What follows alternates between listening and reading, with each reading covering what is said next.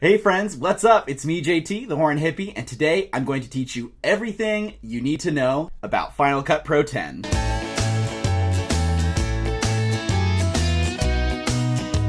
Before we get started, please hit that subscribe button, give me a like, and post a comment below if you want me to cover something else that you didn't see in this video. Also, ring that little bell so you never miss a beat. Music puns. This tutorial is going to be another walkthrough, talk-through kind of tutorial. It's going to be long, and I will be covering a wide range of topics. I'm going to try to stay a little bit organized this time and not go over 45 minutes, but I'm going to have to cover a lot of things. So if it's your first time opening Final Cut Pro, or you're just getting into film production as a musician or whatever occupation, this is going to be a good place for you to start. I'm also going to link down below some of the topics that we cover. Alright, so when you first open Final Cut Pro, you have this big blank canvas of nothingness to go on. If you are using Final Cut Pro on a laptop or a machine that doesn't have a whole lot of storage, I strongly recommend you getting an external hard drive with a lot of storage space. This is going to help your computer run very smoothly and efficiently. So we want to make a new video. The first thing we have to do is go over here, and you can either choose to open library, or what we're going to do is going to make a new library. So we're going to go to File, New, Library, and we're going to make it Final Cut Pro X Toot.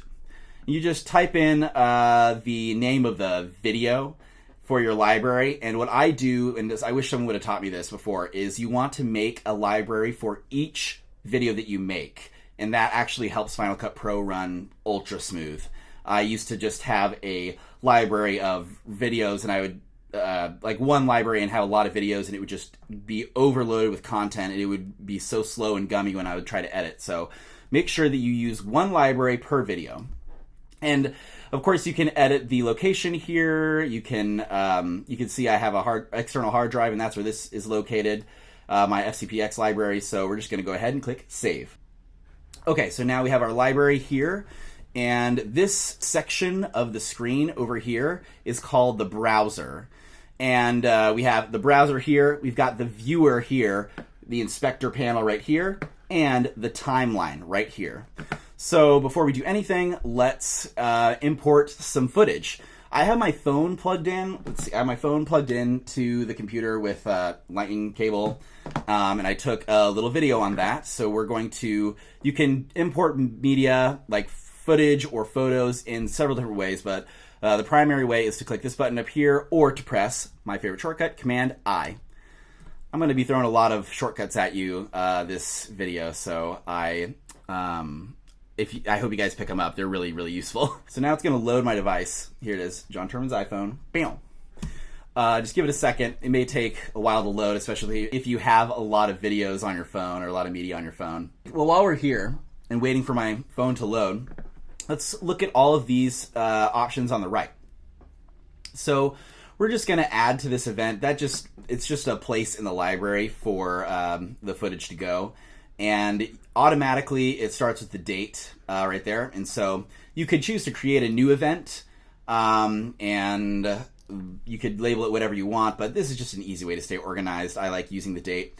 And we're going to copy to library so that we have access to this footage without having to have our phone plugged in. And keywords, you can choose to have these on or off. I don't really use them very much, so we're going to just go turn them off.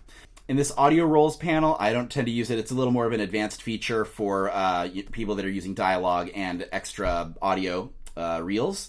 Transcoding over here. I like to have both of these selected. What both of these do, so when you check Create Proxy Media, that's probably the most important one, because that is going to create a smaller, lower resolution file size version of your footage so that it's super easy to work with in Final Cut Pro, and you can render in half the time and just save. It's a time saver to use that. And I also like to create optimized media in case I really need to see what something looks like. I can just switch to both of those at any time. Because I use a lot of footage with dialogue in it, I like to check this box here, Analyze and Fix Audio Problems, because it just saves me another step down the road. Okay, so now my phone's finally loaded. It's not grayed out anymore, so we're going to click that. And then we're going to import this little clip right here, and me just playing a note. and just select import selected. Your footage will appear in the browser tab here. I'm just going to drag and drop a file from my desktop. This is just a photo of me holding some recorders. Woo, look at that. So you can drag and drop files into this browser as well to import them, as well as pressing Command-I or using this import function or file import media there. If your browser doesn't look like this, it'll look like probably this, and it has stuff just kind of spread out in clip form. You always want to change it to list form. Toggle that off with that little button right there. Now that we're in list form, we have our clips and all our media right here. Let's go ahead and label. This is a very important part when you are working with a lot of media. I'm just going to do JT Fun Toots. Label it that way, and then I'm just going to label this screenshot. And now we have these clips right here. And once you have media imported into your browser, we're going to go over to the viewer window, and we're going to select this up here, view, and you can see how I have optimized original on. We're going to actually select Proxy. So now we are viewing in Proxy Media. Now it'll use these lower quality, smaller files that are really easy to work with. The next step, we're going to go to File, New, Project. We're going to call this Horn Hippie Toot. Just for the sake of clarity, I'm going to do it in this 1080p format, although this footage that I have here is in portrait mode. And all of this looks good, 30 frames per second. That's a good typical thing. Audio, stereo, sample rate 48 kilohertz, good stuff. And then we're going to click OK. And so now you can see in our browser, we have this new project appeared, and also down here we have a new thing in the timeline. We have this blank canvas here, and what we're going to do is go back to the browser.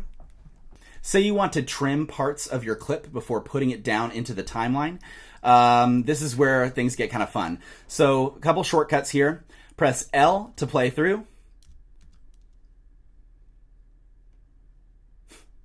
Press K to pause playback, and press the J key to rewind. And then press K to pause as well. So when you're going through your media and say you want to trim off the start and end, you can do this by either clicking your mouse up here and making a selection. You see how there's a yellow highlight? So you can drag both sides of that highlighted section to the parts that you want in the video. And so you can, and then from there you can drag and drop into the timeline like that. To zoom in on the timeline, hit Command+, and that's what we're going to do here just because it's a short thing. Another way to import media, and the way that I like to do things, is I like to move this little playhead cursor. You can see here if I click, it will move that little white cursor to wherever I click. So to import a different section in a different kind of way, you're going to just press I, and then start playback of the video by pressing L. Boom. So now we're moving through. Then I'm going to press O right now, and that's going to select an out point. And I can drag this into the timeline, or I can choose from these options here. So if I wanted to put it on top of that clip here, this is like our baseline clip. If we deleted this clip, then this clip here now it's tied to it, so it would disappear along with it. Watch this. So I select that and I click delete, everything disappears. Command Z to undo anything in Final Cut Pro 10. So that's one way to do things. We're going to delete that clip, and I'm going to show you the other ways. If you want to insert this clip in the middle of this clip, you select the point where you want to insert it by dragging the playhead up here in this section, this kind of top section, or by just clicking anywhere in this open section where you want the clip to go in between, and you select this edit. And so we just inserted that clip in between that, and so we Command Z to undo that. Another edit you can make is to do this one, and it'll go to the end of whatever is here in the magnetic timeline. Then we're going to do Command Z. And then you have this other one here, which is to replace the media that's in the timeline starting at the playhead. So you can do it this way. And another way you can do is just like dragging and dropping, and then trimming it in the timeline. So automatically, this is actually something that took me a while to get a grasp of, and it's using this magnetic timeline It's very useful for making edits like this, where you like roll and just like shrink down. And so you can just get really exact in here by dragging the edges of the clips. So we're going to press Shift Z to be able to see everything in a window. And that Shift Z is also good when you're in this Viewer tab to see the whole thing. So say you're zoomed in somehow, and that's how you zoom in. You can go to that and press like, oh, I want to zoom in on this particular part in the viewer. And also you can navigate around there if you want to see some fine details with this little tiny box in this hand right here. And to just go back to normal view, you make sure that this window is selected and hit Shift Z. Boom. So now we have all of this in our timeline. You can hit the space bar to play through and space bar to stop playback. And you can also do L, K, and J using those keys to go backwards and forwards through the timeline. So in the viewer window, there are these little options here at the bottom. There's this play forward. This is another way to play through some clips. And you see these little audio meters here. A very useful thing to use when you're editing sound in particular is to just click these little audio meters and they'll appear here in your timeline. So that's a tip that I always like to have because I'm a musician and I like to see the levels. You want all your levels to be around -12 when you're editing or when you're finally exporting. You don't want anything to be like 0. That's where you're going to get some clipping and really ugly, harsh sounds in your footage. You see this little box with just a little transform box. You can select that and then you can see these little handles appear here. And this is good if you want to resize an image in your video. You can just do that by dragging these handles in, and it'll always keep its aspect ratio when you're doing this. But if you press Shift, you can distort like this. And oh, that looks so funky. Command Z to undo. And that's one of the controls you can use. So you can see that there's like some black space around the actual footage itself. And I'll teach you how to fill in those spaces if you want to make a kind of video where you have this like blur effect with a portrait mode video. So another option here is the crop tool. And very basic, you can just grab and you can grab and just select this and crop it. You can do that. You can also distort using this one. This option, which is kind of funky. Woo, that's weird. So I'm going to Command C that, obviously. Let's go back to transform. And I want to talk to you about this little guy right up here. This is called, this little thing right here is a keyframe. And you click it to add a new keyframe at the playhead. So we know what the playhead is. That's this thing right here in the timeline. And keyframes are what you use for like basic animation. So say I wanted this to like grow over a couple seconds from this. So I'm going to add a keyframe right here where I want that animation to start. It's going to be the same like throughout here, but we have that. Let's click on the clip to bring it up in the viewer. And then we're going to use this little tool to navigate to the next keyframe. You click that little arrow over there. And then let's see, I want the notes I want it to be at full scale again. So I'm going to move the playhead to that point in the timeline where I want to go, and then select that little keyframe. And then I'm going to just drag these handles, and not pressing Shift. Nope, I'm going to just drag these handles to where it says 100%. Boom. Another thing you could do is just click this reset. Say you like really mess up and you're like, oh, I don't want that. And then you just click reset and it'll go to its normal attributes. And then this option here is really cool. You can balance the color, match color. I am just now getting into color grading, and this is very, very complex. You can do all that stuff in here. You can also use this. This is the Retime editor, and you can make your clip go slower, faster, like 50%. You slow it down. You can see this orange line appears in the timeline. So, and you can see it's playing at half speed. A way to edit this if you want something to go faster or like take up a particular amount of time, you just click this edge here and drag it. You can also make it super fast. Let's see what this sounds like. Yeah, like that. And then you can just Command Z to undo. And you can see it's just normal when it's green. And you can always edit that by the shortcut Command Option R to retime. And it'll just like have this displayed now in the timeline, this green bar above, and you can edit by dragging that little handle over here on the right hand side. Okay. That's another thing. You can also use this little play at full screen to enter full screen mode, and then that to exit. Then,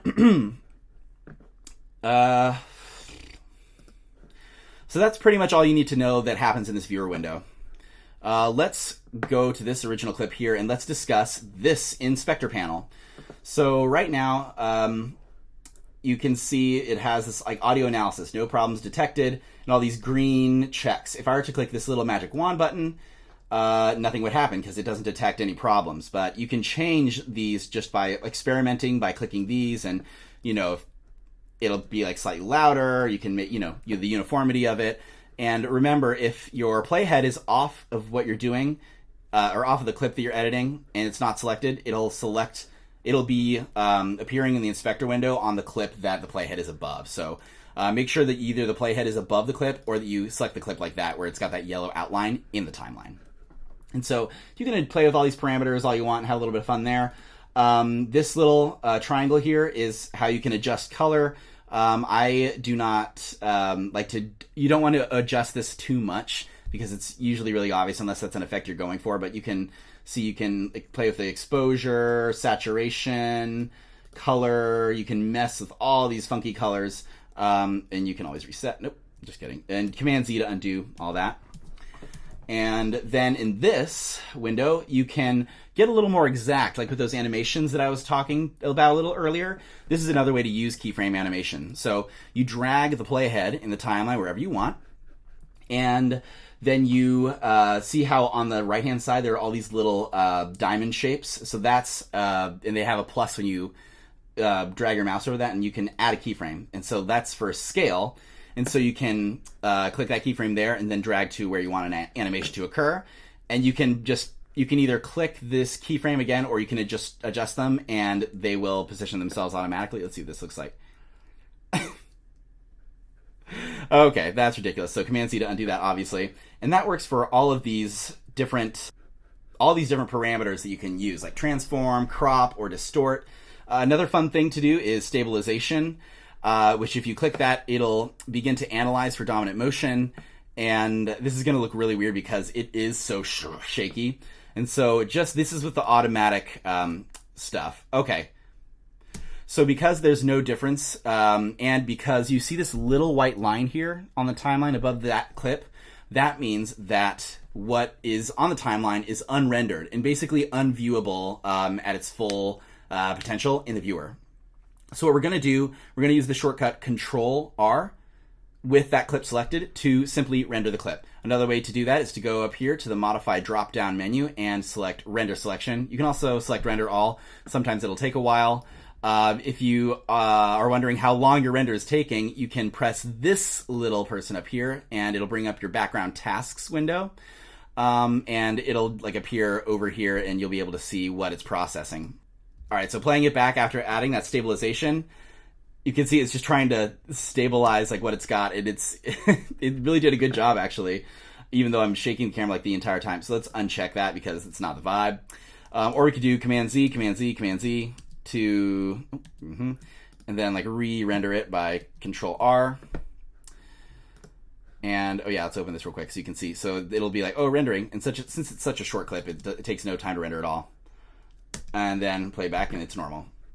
Okay, so that's all you really need to know over here. Because we have this clip here, and there's this black screen on both sides of it, I want to make it so that there's a blurred out version of this, like you see on some of those YouTube videos or TikToks. And so what we're going to do is we're just going to go back up to our browser, and we're going to select that same clip and make sure it starts the same way. Or we can actually click this clip and do Command Copy, move our playhead to the beginning of the timeline, and then do Command V to paste.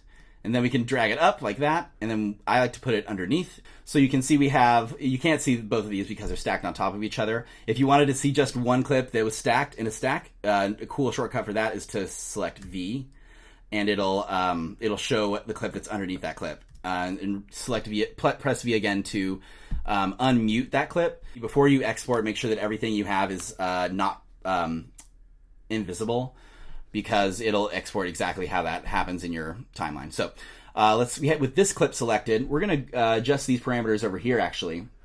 So let's go to transform, and we're just going to scale it all up a ton. All right, yeah, that looks like it's filling the screen well. And then we're going to, in the viewer, we're actually going to click the mouse and hit the shift key and drag up until we get, Command Z. This is a way to actually keep your videos like in a line if you hold shift down while dragging something. So that looks good. And when you play back, it looks a little bit like this. So they're lined up all right, but now we're going to want to, we're going to add an effect to this underlying clip so that it looks really cool. So we're going to go over here to the effects panel. It's little two boxes on top of each other are the effects panel. So from here, we're going to go, we need to search for blur because I want it to blur it out. Oh, here we go. All right, and we're going to use a Gaussian blur because that's an easy one to use. And it's nice parameters just to start. And look at that. Like you've seen that kind of video before. Cool. And that looks really nice. Now let's say we can also, if you want to make Final Cut Pro run really smoothly, make sure that you only have that extended when you're using it. Another thing to help make Final Cut Pro run really smoothly is to click this little clips preset, and this is how you edit what the clips look like in the timeline. And I like to make them pretty dang small, just like about there, to where I can make out the like the little bit of the thumbnail right there. Select this option, the second option from the left. That's the most efficient one I found to use. This little thing here is called snapping. The shortcut for that to toggle it on and off is N. And this is really good if you're working with a lot of clips in the timeline and you want them to snap into place. Like that, you can see how this like dark blue line appears there. That's like a snap control, and it'll just snap right there into the timeline. Okay, so now we have this Gaussian blur, all that cool stuff. Now let's say you want to add a sound effect. So then we're going to go back into the browser and go to this little music footage thing and go to sound effects, and we're going to do just a swish. Why not? Swish one, you can play through. Kind of loud, but then you can either put it in using, I like to just drag and drop. It's the easiest way to do it. And then, so once it's in the timeline, you can select the clip and drag it around. You can also, you see here in the timeline, there are these little white lines, and you can actually drag them to increase the audio level or decrease the audio level. Command Z to undo. Another trick for this is to hold Command while dragging this, so otherwise they go up by crazy large amounts. So this is a useful way to just negotiate up like 1 to 2 decibel levels and get it back down to there, 0 or -1. This like swish, that's pretty loud, so I want to hold Command, click, and drag it down to like I like having sound effects at about -6 decibels or -7. That's fine. Nice. Let's drag it till I go over here. Fine. So that's how you add a little sound effect. You can also do that with your music. If you have a music library, make sure that you're using public domain music for all your stuff on YouTube, etc. And now let's say you want to add a little title or like some kind of text of some kind. And so you go over to the browser again, but you go over to this little title, you click this. And then I like to you can do custom, search for custom, and then it'll appear right there in your browser, and you simply just drag it down to the timeline on top of wherever you want to go. And then you can edit the text however you want by selecting it, making sure that there's that yellow outline on the clip in the timeline. And then you go over here to show the title inspector in the inspector window to adjust certain parameters of the way the way the font looks. Or you can go over here. This is how you edit the text. You can select it in the viewer, but I prefer it this way. It's just always better. And then you just do, you can type whatever words you like, and then you can drag this around, and you can change the font. Make sure that you select the font before you try to change that parameter. Make sure that it's selected. You can do, and then you can also drag that. You can also edit. You can adjust this layer just like with any keyframe, and like with anything else. You can make it fly in and fly out using keyframes. That's a fun thing to do, but I'll leave you all to experiment with all of those. These are pretty self-explanatory. If you want to change the color of the text, you scroll down to this option, face and, choose whatever color you want. Red is hard to read, pink is fun. And then, you can blur it out. You can also choose a cool, like, glow effect and, show those parameters there. And just play with that. Horn toots, it's crazy. Wow, fun. And so all that's really fun. If you want to, this is also something fun to do. If you want to have a smooth transition between certain clips, you can select the edge of that clip and Command T. And then it'll create this cool little cross dissolve to have it go like that. You can also do this with text. If you want to do a transition on both sides of that, like the beginning and end of the clip, select that entire clip and then do Command T, and it'll put that there. You can adjust the length of time that the transition lasts by simply clicking the transition and dragging it around a little bit like that. And then just Command Z to undo all that good stuff, just like we've done before. Let's do one there and see what that looks like. Whoa, this is getting wild, y'all. If you want to find other kind of special transitions, let's delete this one real quick and I'll add a special one. You go over here to this little transition tab, and you can do these fun. There's some plugins that you can buy, or just use all these other like little fun presets that come with Final Cut Pro. I'm going to come out with another video about how to put together those distance performances videos where you have all the musicians in like one square playing a piece together. If you want to see that, leave me a comment below and I'll get on it as quick as I can. So now let's say we're happy with whatever we have here. This is our wonderful video. We've watched it through. We've checked the audio levels. We've done good. It's so bizarre and cool. Then we're going to just go up here. It's time to share this video and export. Sharing and exporting are pretty much the same thing. So you just go up here to File, and you can choose Master File. That's just, if you're uploading something to YouTube, you don't really want to use this. It's going to be a lot faster for you to just use Apple devices 1080p or Apple devices 4K, or even setting to compressor, but that's a whole other tutorial. Oh, and good reminder, this project is currently set to use Proxy Media. So we want to use our high quality footage. So we're going to hit cancel. Then we're going to go over here to view in the viewer, and that drop down, we're going to select optimized original. And then we're going to go back. Nice. So Final Cut Pro can help you out there. And let's make sure that we have the timeline selected, and then we'll go to File, Share. And then since this is recorded in 1080p, let's just Apple devices 1080p. I always have good luck with that. You can adjust the title here, all the settings, go to settings. You'll have these here. If you did just Command E, it'll take video and audio and just export like a really huge full lossless file. But what this does, if you select computer, it will compress the file so that there's no real loss of resolution, but it's like optimized for viewing on a computer. So I always like to have computer selected, especially for YouTube.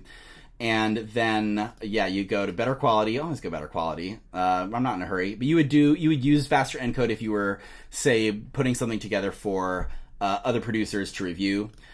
This rolls. It's another more advanced feature that I don't really use. So then you're going to go to next, and the action. Sometimes it'll say save to playlist or save only. I like save only because it helps me stay more organized. And I'm just going to put it on my desktop so that I can easily access and drag it to my YouTube channel. So then you're just going to hit save, and it will begin the export. You can monitor how long that takes by just looking over here. And one more note on rendering and exporting. If you render out your timeline, it will export faster. I have experimented a lot with this, and that's just a quick answer. You see all those videos that's like, oh, is rendering better? Yes, rendering before you export will help, especially with your longer videos. It'll help them export really quickly. Thank you guys so much for watching. I've had a lot of fun putting this tutorial together for you guys. If there's something that I missed or something that you want to see me cover, drop me a comment. Make sure to like and subscribe and ring the bell. I'll catch you guys next time. Until then, peace out.